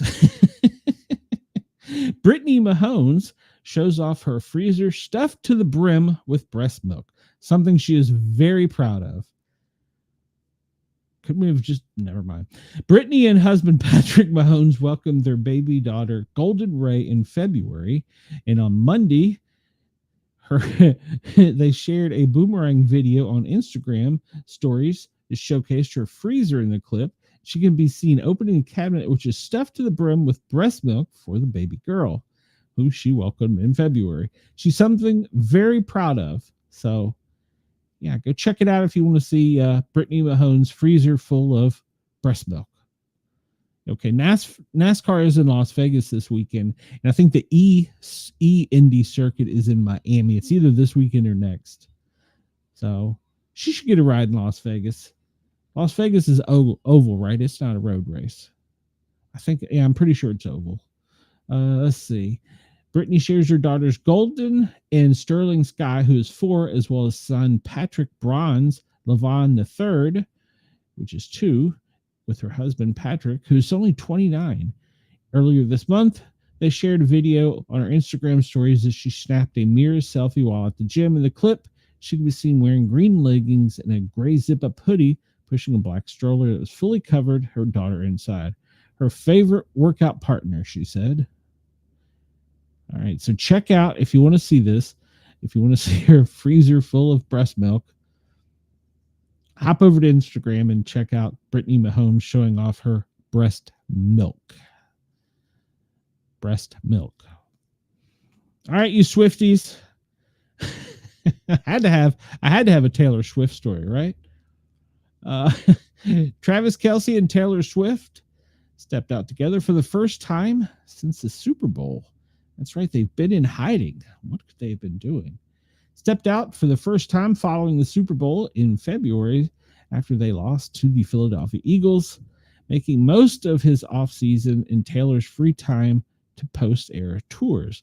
The couple enjoyed some time in Park City, Utah during the first week of March, where they made sure to grab dinner out together, as seen on social media March 10th. Travis donned a white shirt for the occasion, complete with a gray beanie. He always dresses so odd. We commented on this, Cheyenne. Complete with a gray beanie. I lost my place there. Gray beanie, and held the door to their car open for Taylor, who, for her part, was just seen in a gray coat. Marks the first time that they've been seen since the Super Bowl, and she's able to support her guy and step out every way that she can. Travis, for his part, is ready to stay within the Chiefs family for now, while there were rumors that he might be hanging up his jersey after last season, including she wanted him to, so they could start a family, according to some rumors. The biggest thing is I effing love playing the game of football, he told his brother Jason on their podcast. I still feel like I can play at a high level, and possibly at a high level that I did last year. Because while the Chiefs had an impressive record for the Super Bowl, he felt that his performance left something to be desired. He hardly had any touches in the game at all. I have a bad taste in my mouth now on how I ended the year and how well I was playing and how accountable I was for the people around me. I love so many of the people in Kansas City, in that facility, in that community, and it's home for me right now. I don't want to leave that life yet. And she's fully supporting and encouraging him to play at the game at this time, according to an interview with Stephen A. Smith in January. She loves coming to Arrowhead and coming to the games and cheering for me, so I get all the support in the world to keep chasing my dreams. For the pair's sweetest dreams, well, that remains to be seen. So make the friendship bracelets, everybody is saying. I don't understand a friendship bracelet. Somebody's going to have to explain that to me. I understand that I have one on the way to me in the mail. That terrifies me. I don't know what a Travis or a Taylor Swift friendship bracelet is. So I'm just terrified by this thought. Luke Combs has been dealing with a debilitating struggle with OCD. He recently shared insight into his particularly wicked relationship with OCD during a recent flare-up while performing in Australia earlier this year. The beautiful, crazy singer recently opened up about his struggles with OCD, including how the condition, which causes him to have intrusive thoughts, has affected him since the start of his career. It's thoughts essentially that you don't want to have, Luke, 35, said in an interview with 60 Minutes Australia. The thoughts, they cause you to be stressed out, and then stresses you to have more thoughts, and then you don't understand why you're having them. You're trying to get rid of them, but doing so makes you have more of them. I understand. I feel your pain. Despite having those plaguing thoughts, he said that he handles his OCD really well, but occasionally his disorder, which was first diagnosed at the age of 12, sneaks up on him at unexpected moments, such as his 2 sold-out shows in Sydney last month. The first 2 weeks for me were like a rumination of stuff that wasn't ideal, the country star revealed in an episode. It's very tedious to pull yourself out of it. You have to know what to do. Luke shares 2 sons, Tex Lawrence 2 and Bo Lee 19, with his wife, Nicole Hocking, and said that he considers himself to be an expert in slowing down his episodes. He feels for those who are struggling with any form of OCD. It manifests in so many ways, including some common types that deal with fears that lead you to do repetitive behaviors. Kind of like having a podcast every day, right? While the singer described his variant of the disorder as particularly wicked, he's learned to embrace his OCD, comforting those intrusive thoughts with less fear. When it happens, I'm not afraid of it because I'm not like, what if I'm like this forever? He continued. I know I'm not going to be like this forever. All right. Well, I did not know that he was having that problem. So, whoa, I don't know what just happened there. Oh, I was pulling up an article about robo taxis. I don't know what the heck that was. So there's a new company called Waymo. It is now offering 24/7 robo taxis in Silicon Valley. So if you're looking to get a robo taxi in Silicon Valley, they're now available. They're going to be expanding. According to Waymo, the autonomous vehicles are only accessible to the company's employees currently across the Silicon Valley, which includes Google and their Waymo headquarters, but they're going to be expanding 24/7 out in California. So you can get a robo taxi. Isn't that weird?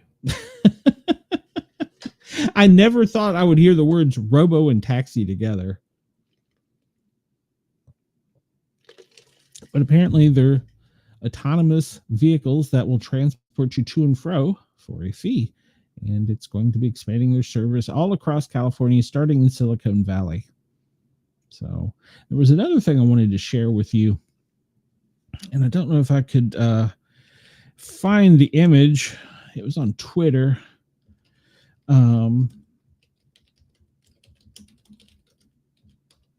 But it was an image showing. No. Was this it? Nope. Let me go to X and see if I can find it, because it was a great photo showing the number of suicides as compared to. Let me just go to my site first. Did I like it? Probably not. The number of suicides in the United States compared to the number of measles cases. And you see what the media was making out of, I'm not going to be able to find the image. I thought I'd saved it.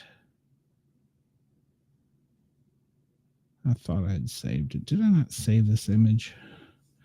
Because I wanted to share it with y'all to show you the media is currently making a big deal out of this measles outbreak, which is currently north of 200, but they're saying that these measles cases.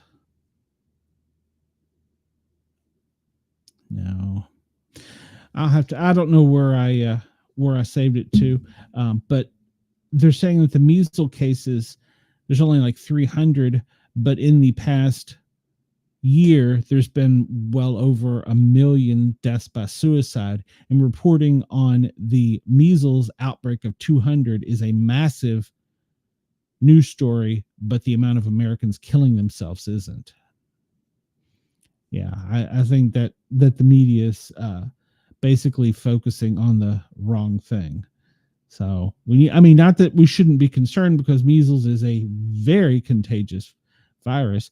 You should be vaccinated. You should have been vaccinated at childbirth. Well, not at birth, but shortly thereafter. But suicide, well, we were talking about the OCD with Luke Combs, made me think of that. With there's the high number of suicides. There was a higher number of traffic automobile deaths. There was a higher number of multiple things over 2 measles deaths. I really want to find this image because it really highlighted the number well. See if I can find it and share it, because I saved it somewhere. But where, I don't know. That's the question. Where did I save it?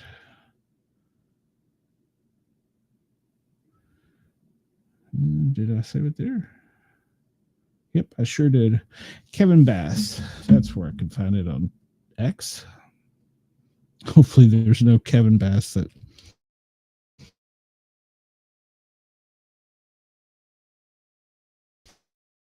has X-rated stuff when I keep it.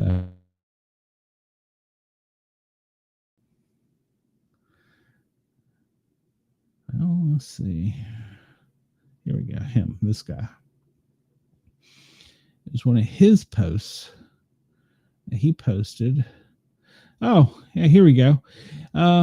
This is, if you want to see the protests in France, this is what they were doing. So they were basically saying that Americans were Nazis. Go check it out. It's an interesting protest. Cheyenne, let me know if you protest similarly. And there's the rate of, yeah, there's only been 222 measles cases, and to date, there's only been 2 deaths in the United States. How long ago was this tweet? Good Lord. He tweets a lot, apparently. Trying to find this graphic.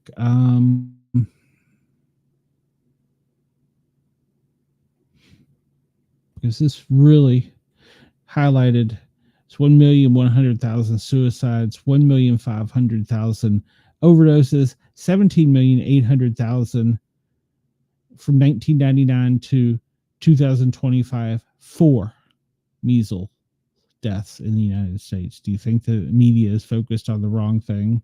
I agree with him. The media is focused on the wrong thing. We need to be focused on suicide prevention, the fentanyl problem that we have coming in at our borders, particular borders to the south.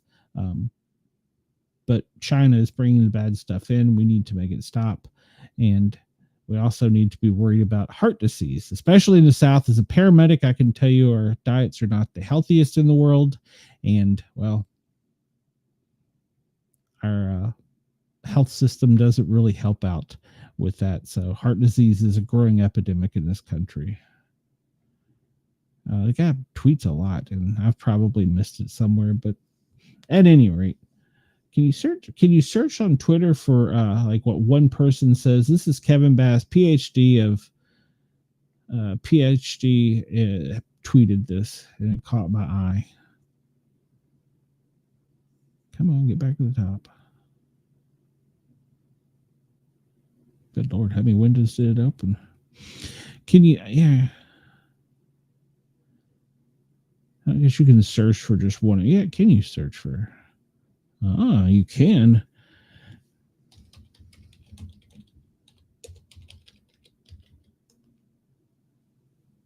There we go. There it is. So from 1999 to 2025, this is in America, suicides, 1,100,000, overdose, 1,500,000, heart attack, 17,800,000, measles death, 4.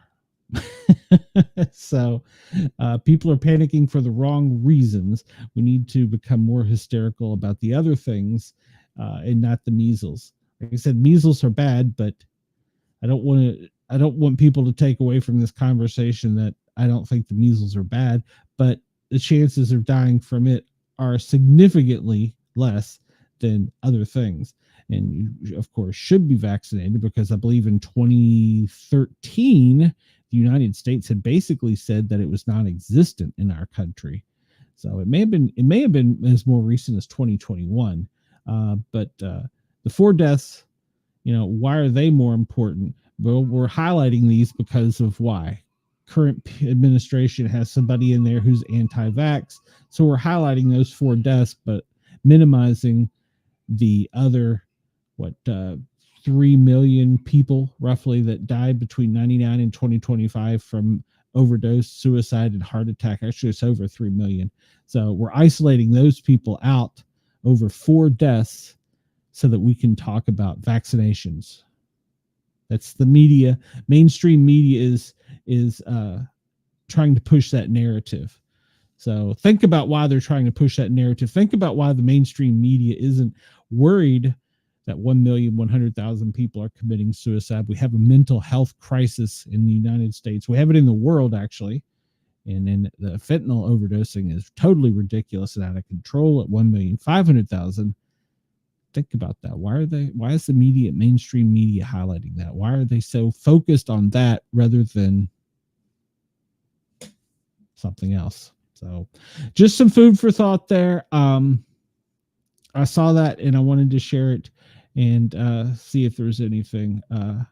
Some other breaking news, according to some breaking news as we're coming on the show, FBI Director Kash Patel is requesting a direct line to Trump, skipping the chain of command to Bondi. That kind of rattled some feathers, but I assume he's got a reason for it. So he wants a private and secure phone line. And I was trying to see if there's anything else there. They're going to try and make a big deal out of this. The media is going to do the same thing with the Patel Bondi thing, is that they're doing with Elon Musk and Senator Marco Rubio. They're going to try and make a big deal out of it. It's a blow up. It's a conflict. So be looking for that in the mainstream media. Wow. Ben and Jerry's, really? Wow. Ben and Jerry's promotes National Abortion Provider Appreciation Day. Wow. Thanks, Ben and Jerry. Yeah, I'll leave that right there. You can go look. It's a tweet from Ben and Jerry's. They support Abortion Care Providers Day. Yay, good news. Let's see. We know that Ukraine last night launched the largest drone assault yet, directly on Moscow. 337 drones, killing 3 civilians, damaging homes, and the peace talks are underway. Where are they getting these drones from? We're not getting them, so. And family of Irish teacher Enoch Burke, who was jailed for over 500 days for rejecting pronouns, travels to Washington, D.C. to speak with President Trump, although there is no official White House invitation. Let's see. Just kind of scanning the headlines here since we got a few extra minutes. Actually, let's go to him. Now let's go to his site. He's got usually some great weather information. Yeah, he's talking about the you see here in the images, he's talking about the storms that's going to be going across the country. By the end of the week, it will have made it all the way across the East Coast, and there's going to be some intense storms, so keep an eye on that. And he said all hell is going to break loose Friday and Saturday with the high winds, so keep an eye on that. That's something to watch out for. And let's just hashtag anything breaking before we get off the air. We got a few extra minutes today. Got about 15 extra minutes. Cheyenne, if you're free and want to hop on, you can. Let's see if there's anything breaking here lately. Activity, Pakistan. That's dealing with the hijacking. All right. And they are open to a 30-day ceasefire. Okay, Ukraine says it is open to a U.S.-backed 30-day ceasefire with Russia as long as the Kremlin agrees to a 30-day ceasefire. That's breaking news right now, currently. And all right, so Mark Rubio says is announcing that he and Trump have secured a ceasefire deal with Ukraine. Today, we've made an offer that the Ukrainians have accepted, which is to enter into a ceasefire into the immediate negotiations to the end of this conflict. That's breaking news right now. And breaking news, Ontario is suspending its electrical surcharge to the U.S. Ford will go to the United States this week with a meeting with Secretary of Commerce Howard Luck. All right, so apparently they've suspended their surcharge on U.S. electricity. I told you, it's only going to hurt for a little while. Breaking news, Ukraine has agreed to a ceasefire pending a Kremlin agreement. So waiting on Putin's signature. But apparently we've agreed to a U.S.-led ceasefire. We're just waiting on Kremlin approval. So that's breaking news right now. Let's hope that we can secure that deal. Let's hope that we can get Russia to the table in the next 30 days, negotiate a total and complete end to this war. Good news. Chris, you're right. You know why it's being pushed. You know exactly why it's being pushed. That is great news for Ukraine and Russia. So that they've agreed to a ceasefire. They're agreeing to a ceasefire. And we give Israel way too much money too, but we give a lot of countries way too much money.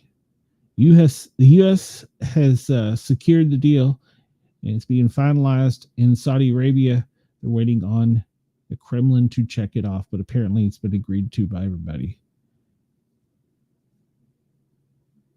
All right, so but the breaking news was more about Ukraine, but supposedly they're suspending the tariffs or the electricity tariffs until he can go meet with the president soon, the new leader of Canada. That's good news. So good news all the way around right before we slip out of here. So if anybody has any comments or questions, please feel free to hop in the chat. It's been a good show, better than yesterday. I remember the Monday before, it was also kind of choppy getting started. I don't know if Mondays is a bad internet day or if it's just the stuff that was going on with the tax on the companies was just tying up the interwebs. But yesterday's show sucked. Even I talked to Ross about it, and he said his show had some problems too. So I don't feel as bad about it, but it yesterday really bothered me that I didn't get you guys a great show. Yeah, it did roll much smoother. I'm learning more. I'm trying more and more to get into the flow. I don't want to also be repetitive, and I try and look for things that I think that people would be interested in, not just me or not just here in America, especially since we have the support of Radio X, and we've had so many supporters from Radio X, according to the owner, that they agreed to giving us the extra hour of the show. I really want to get information to them that's pertinent. So if anyone has anything they want me to cover or talk about, sports, I am willing to learn about any sport. Maybe not hockey. I don't know. I just never have figured out hockey. But send me an information. No stream boo, go the hell away. A troll on I guess I should put somebody in the comments. I need an admin. I'm getting big enough to where I need an admin. I think that's what they're called on YouTube. Yeah, if anybody has anything specific they want, they can send it to me at sportcat@protonmail.com. You can also get me through Yerg's Radio. So Chris says, yesterday was not on you, Glenn. If Elon had tech issues, I think you are allowed. Yeah, well, I didn't do anything different today than I did, except for I didn't bring up one map. Just for giggles, let's bring it up and see if that was the problem. But I didn't bring up the one map, but everything else I brought up. So we'll close all these others because we're done with them. I don't need all these windows open because we got the breaking news off of X. But this was just I brought this map up. It shows the light and day, where it's light in the world and dark in the world, and it shows where it's cold, like in Canada, which extends down to, it's in the 50s in the Midwest, and further south you go, it's in the 70s. Currently here in Atlanta, it's 70. My favorite place in the world, Key West. What is it? Oh, it's got to be warmer than 69. I don't buy that in Key West. There's no way. I don't buy the Key West is 6. How is Key West 69 and I'm warmer here in Atlanta? I don't buy that. Well, it says we're 66. In Australia, in Fahrenheit, you guys are having a warm day in the 80s. Along the coast, it's in the 60s and 70s, but pretty much all across Canada, it's in the low 70s, low 80s, high 70s. So let's go back here. The main thing that interests me about this map is this right here along the coastline. That's right. 3D wind map does not bring me any tech issues. It just works, and it brings happiness and peace. So, well, Casey, you missed it. In Casey, you missed it. I had some Taylor Swift news, so you missed it. But this right here is what I'm paying most attention to. This is why I wanted to look at this map. This tells us the water along the coast, the temperatures, and it's telling me when I'm starting to plan my vacation where I need to go to get warm water.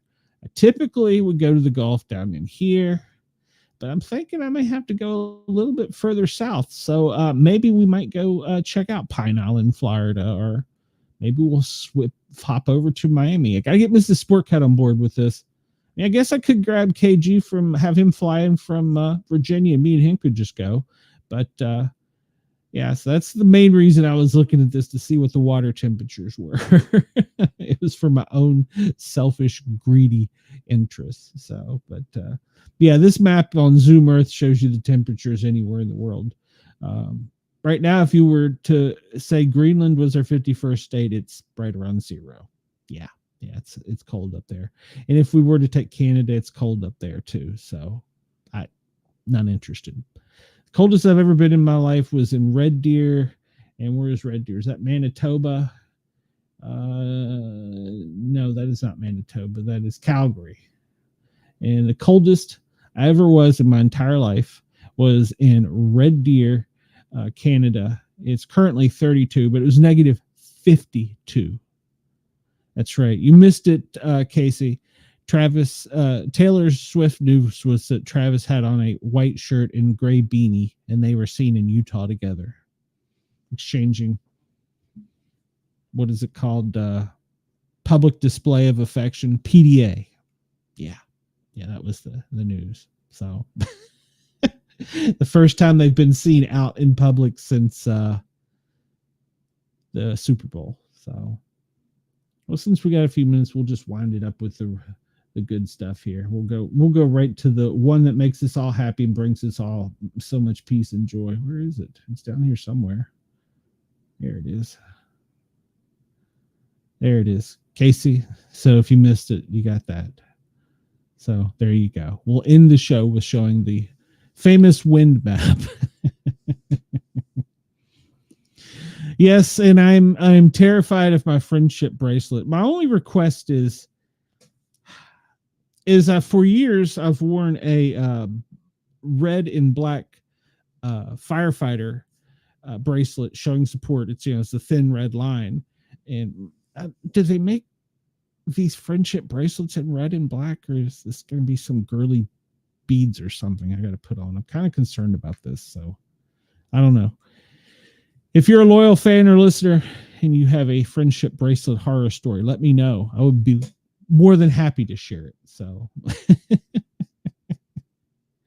oh, all right. So for everybody with Australia Radio X, thank you for your support. I really appreciate it. It's been great. I really hope to start hearing some more from you. And I would really like a Wednesday waffle. I will play it if you want to send it to, do I have it over here on, or I can send it on text. If you want to send it to, well, you can email it to me if you want, sportcat at Proton Mail, or you can go to speakpipe.com /sportcat, and you can send me a audio Wednesday waffle. But I would like to see your Wednesday waffle, or, just at me on Twitter. If you put it on Twitter, your Wednesday waffle, you can look for my Wednesday waffle. I'm going to wait and post my Wednesday waffle after the show. So it will be after this, about 24 hours tomorrow. So I got to think of what I'm going to put in my Wednesday waffle. Everything I'm grateful for the week, everything I'm thankful for, which is the fans at Radio X and our new fans at WZQR in Pine Island, Florida. And of course, we want to also thank, they don't get this show per se, but the Bigfoot Radio Network carries my other show. So we want to thank them. And of course, Ross at yergsradio.com. he's got a lot of my replays of older shows, including a show I don't do any longer called The Misfits, that you can go check out. And you can also go to Rainbow Radio and hear us. So we're supported by many people, and we appreciate it. So that's probably what our Wednesday Waffle will be about. But share your Wednesday Waffle. If for some reason you just want to send me an email telling me what it is, that's cool too, or a comment. I'd appreciate it. We're getting more engaged with our chat audience and our fans, and I want to continue to encourage this because I think it's going to be what makes the show great. I wouldn't say it makes the show great again, but it's a new show, so it's got to be great to start with. So we're learning as we go. So, all right. Well, I'm going to sign out of here because it's about that time. No matter where you are in this world, hold on, I'll play my little sound effect. In case I don't see you. Good afternoon, good evening, and good night. That's right. In case I don't see you, no matter where you are in this part of the world, good afternoon, good evening, and good night. Everybody have a great day. I appreciate your support. Let's see if I can do this. Ooh, I can do that. And I can just go out of here like this. I can just leave the spinning globe up there. I like that. Maybe I should do this every day. So everybody have a great day. I will see you tomorrow. Same time, same place, same location. Until then, everybody have a great day. I'll see you soon. Hit my outro.